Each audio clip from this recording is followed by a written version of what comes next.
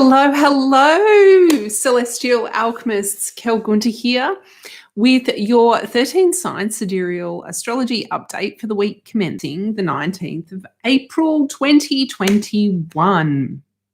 And if we have never met, I am a spiritual mentor and an astrologer, obviously.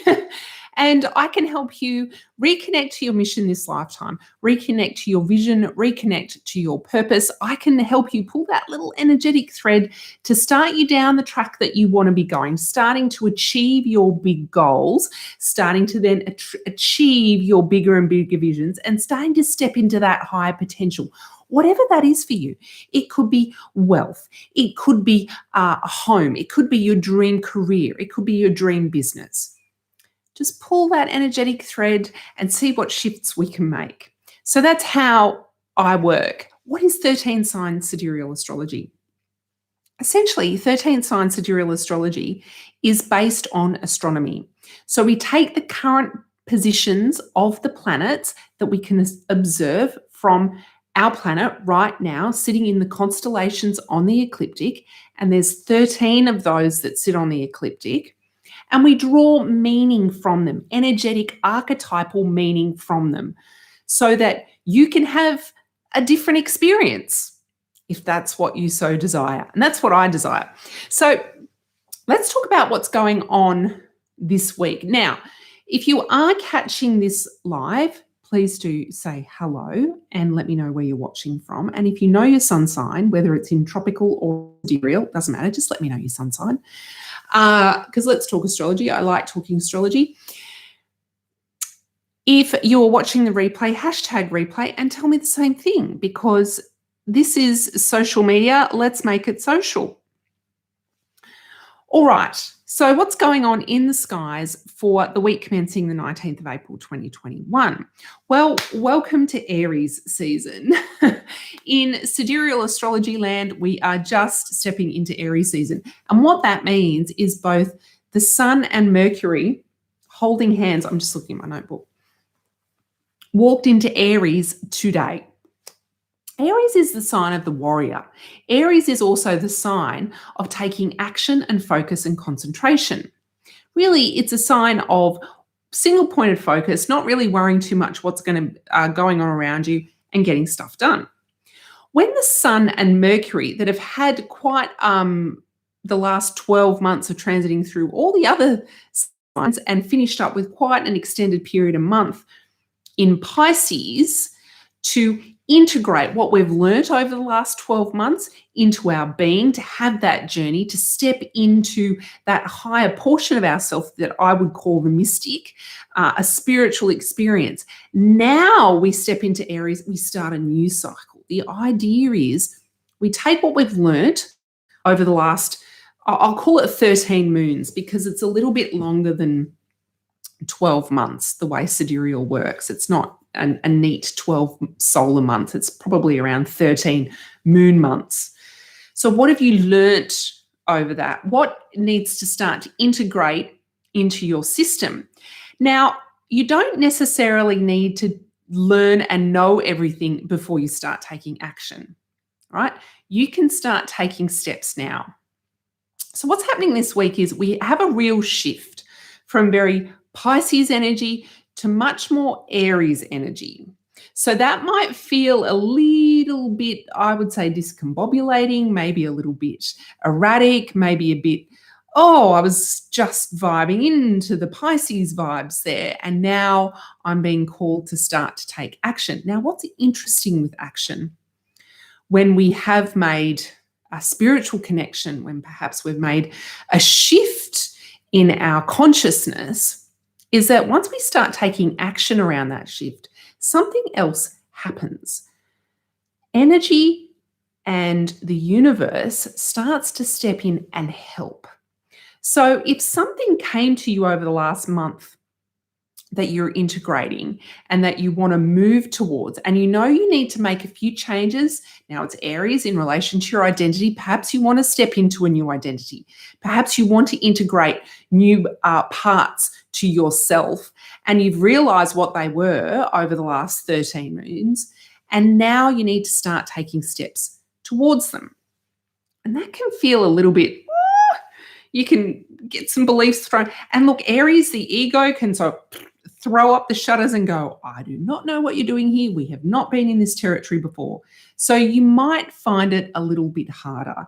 But all I can say is keep your eye on the prize, keep your eye on your goal, what it is that you want to be doing with your life, what it is that you want to be creating. Perhaps you're building something, perhaps you're wanting to elevate yourself in your career. Keep your eye on that and just take one small step. I think it's Wim Hof, he says this. It's not, don't look too far ahead. The only thing that you have to do next is the next step or the next breath. So if you're at a point where you kind of know where you want to go, but you don't really know how to get there, and that's okay sometimes. You go, that's where I want to be. Don't really know how I'm going to get there. Just start taking one breath at a time, one step at a time, something small to get you there. So that's the flavor that's coming in this week with the Aries energy. Now, that's the main undercurrent that's happening celestially this week. There are a couple of aspects in relation to the moon. Now, the moon is really our place, our inner place. It's when we say, as above, so below, as within, so without. We are the within. So the moon is the within, so within. The sun is the without. So when we start stepping into this new aspect of self, new aspect of our identity that we're starting to integrate from the last 13 moons, the moon needs to make a shift internally. And of course, the ego that is there to keep us safe can throw up alarm bells. So you might throw up various emotional responses to these new changes or to taking action. You might drag your feet. You might feel like, oh, I don't want to do that. But just know it's all for good reason. And the moon aspects are short aspects. They usually only last a day. So just know if you are going through a difficult transition, if you are finding life difficult at any point, it usually is a phase. And I would like to encourage you that you can program a new thought, which helps you to program a new feeling state to help you shift through it. It may not get rid of it altogether. And honestly, there are some things trapped within our body and our subconscious that a new thought is probably not going to help you get rid of. But it can certainly give you the encouragement. That's that one thought. It's another thought, programs a bigger belief that can help you get through. Later in the week, we have lots more planets moving into Aries. So we've had this Pisces stellium for the last week and a half, about 10 days. Now we're going to shift into an Aries stellium. And what's interesting about the Aries stellium? Now, a stellium, in astrological terms, is 4 or more planets, and one of them has to be one of the outer planets. So typically, when the planets revolve around our solar system, the Sun, Mercury, and Venus obviously are not far away from each other because they're also close, right? So they're typically not that far away from each other. They are clearly coming closer in the constellation of Aries. But they're going to meet up with Uranus at the end of the week. So we have this stellium with Uranus. Now, Uranus has been in Aries for quite some time. Uranus is the visionary. Uranus is the change maker. So with all those things that I've just discussed in relation to I'm integrating a new aspect of self that I have learnt over the last 13 moons. I'm keeping my eye focused where I would like my heart's longing to be directed. There's changes I need to make. So basically what I'm talking about is your vision. What is your vision? Now, it can be pretty big. It can be pretty epic, right? You don't necessarily need to know all the steps. You just got to go, that's what I want. If I get there, that's how it's going to make me feel. Uranus can be the change agent that can help you get there. Now, This requires you to think differently. So over the next week, you're encouraged to think differently, to make changes, to shake things up, to find a different way of doing and being than what you've done before. So for me, this is what I'm doing to wrap up this week. So that keeps me at 10 minutes this week instead of a big long 20-minute session. What I'm doing this week is I want to integrate more towards my vision. My vision is reconnecting this reunion of people back to the planet, their purpose, and of course the people on the planet. And what I've realized is that to do that, there's this integration of pleasure, because to be a human being is to experience bliss, pleasure, joy, love. There's all these wonderful things here on the planet, and we can experience all those things to come back into reunion with the planet and to come back into reunion with our purpose, our service. Now, so for me to do that, because of course it's not part of my daily habits to integrate this feeling and thoughts of pleasure in anything and everything I do. It could be anything and everything. So I've set myself on a quest.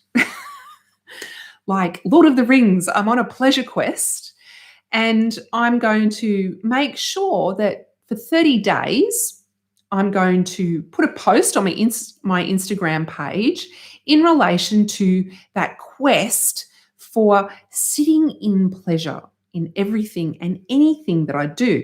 Now, you can join me on that quest if you are interested in reconnecting with the planet, which I certainly hope you are, because the planet needs you. Reconnecting with your purpose and getting a bit more clarity on your purpose, which I certainly hope you are, because the world needs you. And reconnecting with that beautiful feeling state of pleasure that can come from knowing these two. And I certainly hope that you want to do that too, because that's what it means to be a human in this beautiful period of time on our planet. It's okay that we have sadness and overwhelm, and perhaps we're not feeling so great in some aspects of our lives, right? But that doesn't mean that you can't journey with pleasure and joy and love and bliss and gratitude, perhaps while you're dealing with some other stuff. They're not separate. We're not separate. We're not separate from the planet. We're not separate from the ecology. We're not separate from the sun, the rain, the water, the air. We're not separate. We don't need to separate our emotions either. So you can be sad and happy. You can be in grief, and you can be in pleasure. And you can work the dynamic nature, the wobbling planet nature, the dynamic nature, and start to integrate that into your life and find pleasure. So that's it from me this week. Follow me at Instagram. I'm at Kel Gunter on Instagram if you'd like to play along with the pleasure quest.